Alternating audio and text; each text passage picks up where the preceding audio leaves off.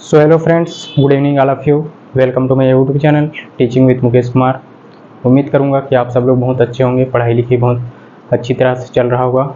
तो आज आप सबके लिए अगला टॉपिक है, वो है क्या होना चाहिए। कल हम जो देख रहे थे कोलाइडी विलियन की जो प्रॉपर्टीज़ देख रहे थे, जिसमें से हम लोग 4 प्रॉपर्टीज़ के बारे में अध्ययन किए, जो कि पूरी तरह से कंप्लीट हो चुका है। अगर कोई नए हो तो हम लोग का जो प्रीवियस लेक्चर है उसमें जाकर आप देख सकते हैं। तो आज हम लोग का टॉपिक रहने वाला है, वो है कोलाइड की स्थायित्व, स्टेबिलिटी ऑफ कोलाइड। ठीक है, उसके कणों या उसके कण का जो स्थायित्व होता है, कोलाइड जो विलियन होता है उसका जो स्थायित्व क्या होता है, इसके बारे में हम जानने वाले हैं। जिसमें हम आज बस उसका इंट्रोडक्शन ही देखेंगे और इसका जो अगला लेक्चर है वो कल उधर कंटिन्यू करते जाएंगे। ठीक है, तो चलते हैं टॉपिक की ओर। तो हम लोग का टॉपिक है वो है कोलाइड का स्थायित्व, स्टेबिलिटी ऑफ कोलाइड्स। ठीक है, जिसमें हम जानेंगे, जिसमें कुछ कुछ टर्म्स भी आएंगे इसमें, जैसे कि स्थायित्व क्या होता है इसके बारे में बात करेंगे हम लोग। तो पहले हम लोग देखते हैं कि इसमें क्या बताया गया है कि कोलाइड के स्कंदन को किसी विधि द्वारा रोकना कोलाइड का स्थायीकरण कहलाता है। ठीक है, इसमें एक ही शब्द सोचने लायक दिख रहा है, जिसमें ये है कि स्थायित्व, जिसमें हम देखते हैं कि कोलाइड का स्थायित्व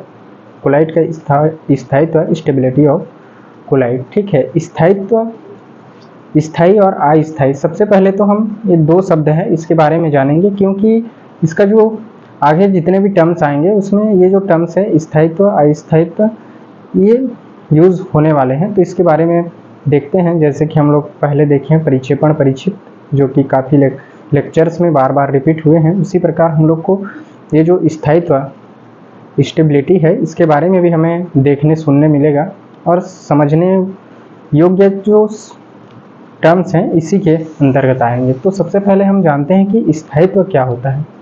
स्थायित्व क्या होता है या स्थायी या अस्थायी क्या है, कोलाइडी विलियन के अंतर्गत हम देखते हैं तो स्थायित्व क्या है। जैसे कि ये कोई कोलाइडी कण है,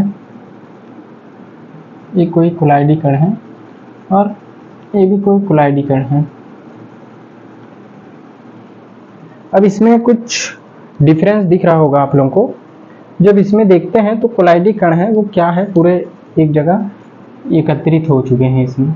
ठीक है, इसमें एकत्रित हो चुके हैं और इसमें जब देखते हैं तो इसमें क्या है, स्वतंत्र रूप से हैं, अपने हिसाब से घूम रहे हैं, इधर उधर गति कर रहे हैं, जो भी कर रहे हैं। ठीक है, तो इसमें हम एक शब्द देखने को ये भी मिला है कि स्कंदन, कोलाइड के स्कंदन को किसी विधि द्वारा रोकना कोलाइड का स्थायीकरण कहलाता है। तो इसमें जब हम देखते हैं तो यहाँ पर कोलाइडी कणों के आधार पर हम जब देखते हैं तो स्थायी किसे कहेंगे और अस्थायी किसे कहेंगे, ये है। ठीक है, तो इसमें जब देखते हैं ये कोई कोलाइडी कण रखा गया है और ये कोई बर्तन है, और इसमें जब हम देखते हैं तो कोलाइड के जो कण हैं, पार्टिकल्स हैं, वो क्या है, बिखरे हुए हैं, अलग अलग अपने हिसाब से स्वतंत्र हैं।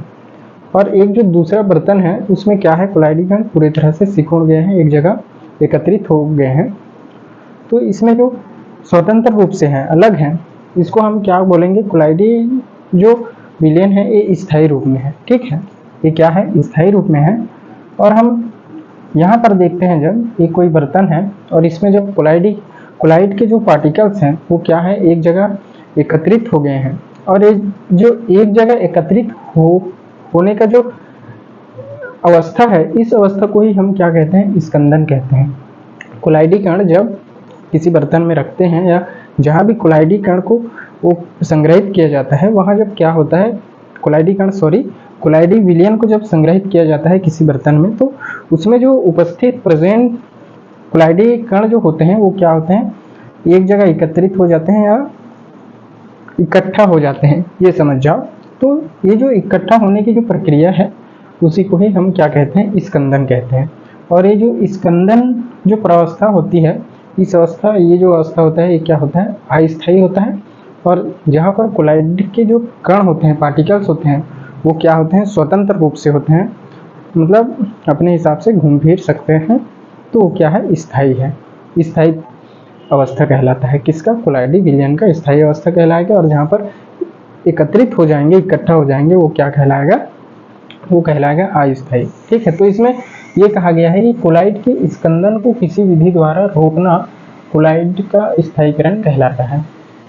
तो इसमें कहा गया है कि कोलाइड के स्कंदन को, मतलब ये जो कोलाइडी विलयन है उसके जो कण है उसको इकट्ठा होने से रोकने के लिए जिस विधि, मतलब ये जो कोलाइड है, समझो, समझने की कोशिश करेंगे, ये कोई कोलाइडी विलयन है। ठीक है, ये जो कोलाइडी विलयन है और इसको इस प्रकार होने से, मतलब इसके जो कण है उसको एक जगह इकट्ठा होने से बचाने, किसी होने से बचाने के लिए हम अगर कोई विधि का उपयोग करते हैं, तो उपयोग करके जब ये स्वतंत्र है, इससे अगर इस प्रकार होने से हम रोकते हैं तो इसी को ही हम क्या कहते हैं, स्थायीकरण कहलाता है। मैंने बताया ना कि जो स्वतंत्र हैं कोलाइडी कण, जो कोलाइड के जो पार्टिकल्स हैं, कण हैं, स्वतंत्र हैं, तो वो क्या है, स्थायित्व है, स्थायी है। लेकिन जब उसके कण क्या हो जाते हैं, एक जगह एकत्रित हो जाते हैं, तो वो क्या कहलाएगा, अस्थायी कहलाएगा।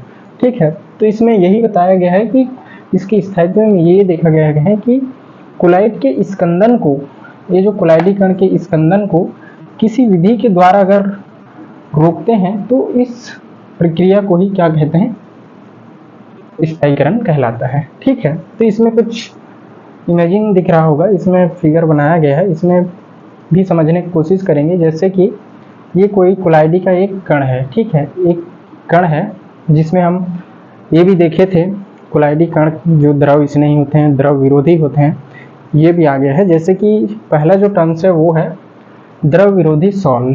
ठीक है, सॉल क्या होता है आप लोग को पता है कि हम लोग इसके बारे में डिटेल तो बात नहीं किए, लेकिन ये पता है कि सॉल का मतलब क्या होता है, कोलाइडी विलयन होता है। ठीक है, मतलब द्रव विरोधी कोलाइडी विलयन, द्रव विरोधी कोलाइडी विलयन का एक क्या है, कण है, पार्टिकल्स है। ठीक है, और इसके चारों ओर क्या है, चार्जेस हैं, और नीचे में दिख रहा है एक, वो है द्रव स्नेही सॉल। द्रव विरोधी सॉल मतलब जो जल विरोधी, जिसके बारे में हम लोग बात कर चुके हैं हम लोग के जो पिछले लेक्चर में है। ठीक है, द्रव विरोधी सॉल जो कि जल से क्या करता है, नफरत करता है। ठीक है, और द्रव स्नेही सॉल, द्रव स्नेही सॉल का मतलब क्या होता है, जो कि द्रव को अट्रैक्ट करती है। ठीक है, ये है स्नेही, मतलब अट्रैक्ट करना, यही समझ जाओ। ठीक है, तो इसमें देखते हैं ये कोई द्रव स्नेही सॉल, मतलब सॉल मतलब क्या है, कोलाइडी विलयन है, द्रव स्नेही कोलाइडी विलयन का एक पार्टिकल्स है, और यह द्रव विरोधी कोलाइडी विलयन का एक पार्टिकल्स है। ठीक है, इसमें चारों ओर चार्जेस दिख रहे हैं, इसमें भी चारों ओर चार्जेस दिख रहे हैं, लेकिन इसमें एक डिफरेंस ये देखने को मिलता है द्रव स्नेही कोलाइडी विलयन या द्रव स्नेही सॉल में। ठीक है, क्या देखने को मिलता है, ये जो चार्जेस हैं, ये पार्टिकल्स हैं, पार्टिकल्स के चारों ओर क्या है, चार्जेस हैं, और उसके चारों ओर कुछ और लेयर हमें देखने को मिलता है, और वो लेयर क्या है, सॉल्वेटेड लेयर।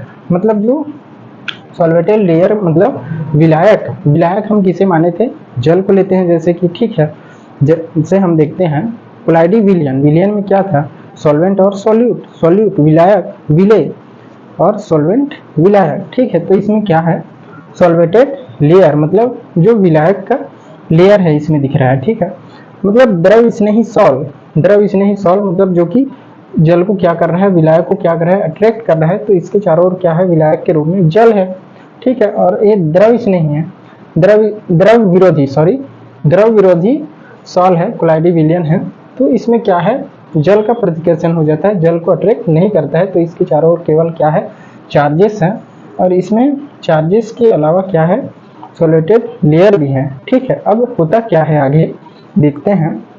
हम अभी अब कुछ विधियों का प्रयोग करते हैं। ठीक है, कुछ विधियों की सहायता से हम क्या करते हैं, ये जो चार्जेस है उसको हम मतलब यहाँ से निकालते हैं। ठीक है, यहाँ से जैसे कुछ चार्जेस, ये जो चार्जेस है उसको कुछ विधि का उपयोग करके हम जब निकालते हैं तो क्या हो जाता है, चार्जेस निकल जाता है, और ये जो कोलाइड का जो पार्टिकल्स है, कण है, इसमें क्या हो जाता है, layer of charges is cancelled, charge निकल जाते हैं, हट जाते हैं। ठीक है, फिर ये क्या हो जाता है, lead to coagulation, lead to coagulation मतलब इस क्या हो जाता है, स्कंदित हो जाता है। अब देखो पार्टिकल्स जब स्कंदित हो रहे हैं तो हम क्या कहेंगे, इसमें क्या है, कोलाइडी का जो विलयन है, कोलाइड का जो भी कोलाइड है, कोलाइड का विलयन है, तो वो क्या कहलाएगा, वो क्या कहलाएगा, अस्थायी रूप कहलाएगा। ठीक है, उसी प्रकार हम जब आगे देखते हैं वो है द्रव स्नेही सॉल्व। इसमें क्या है, चार्जेस हैं, सॉल्वेटेड लेयर है। ठीक है, इसको भी हम कुछ विधि उपयोग करते हैं, जैसे कि sodium plus ion, Cl minus ion, इनके माध्यम से हम जब ये जो चार्जेस हैं उनको निकालते हैं। ठीक है, चार्जेस निकल गए, लेकिन यहाँ पर हमने ये देखने को मिलता है कि पार्टिकल्स जो है, पार्टिकल जो है उसके चारों ओर क्या है, ये जो सॉलिटेड जो विलायक के जो क्या है लेयर है इसमें। ठीक है, क्योंकि ये द्रव नहीं, तो इसमें देखते हैं लेस पॉसिबिलिटी ऑफ कोएगुलेशन। मतलब देखो जल को इसमें डालते हैं, कुछ करते हैं, कोई विलयन है उसमें जल को डालते हैं, तो क्या हो जाता है, उसके जो पार्टिकल्स फैल जाएंगे। ठीक है, जब जल है इसमें तो क्या स्कंदित हो जाएगा, इसमें नहीं होगा। तो जब ये जो पार्टिकल्स हैं स्कंदित नहीं होंगे तो क्या हो जाएगा, जो पार्टिकल्स हैं वो स्वतंत्र रूप से रहेंगे, किसमें, कोलाइडी विलयन में।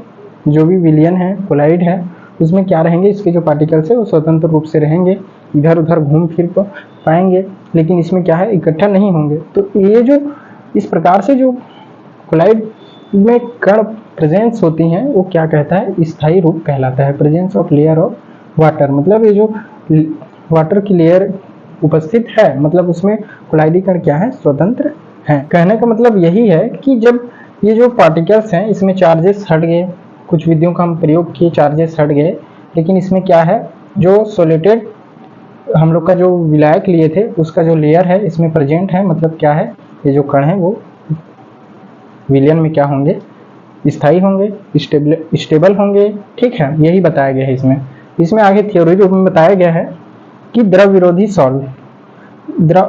सॉल अपने आवेश के कारण स्थायी रहते हैं। ये जो द्रव विरोधी सॉल हैं, जो कि द्रव विरोधी यानी कि द्रव का विरोध करते हैं, उससे प्रतिकर्षित होते हैं, ये कहा गया है इसमें, जो कि चार्ज के कारण स्थायी रहते हैं, लेकिन जैसे ही चार्ज हटते हैं, कुछ विधियों का प्रयोग किए, चार्ज हट गया, फिर क्या हो जाएगा, ये सॉल्व अस्थायी हो जाते हैं।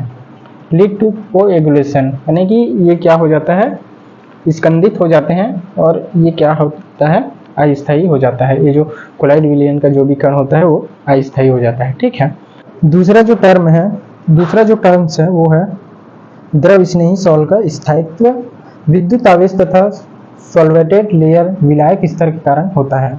ये स्थायी होते हैं, कोलाइडी कण पतली फिल्म वाटर लेयर से घिरे रहते हैं। ठीक है, तो इसमें कहा गया है दूसरा में कि ये जो टर्म्स है इसको समझाने का प्रयास किया गया है कि द्रव स्नेही सॉल स्थायित्व विद्युत आवेश तथा सॉल्वेटेड लेयर के कारण होता है।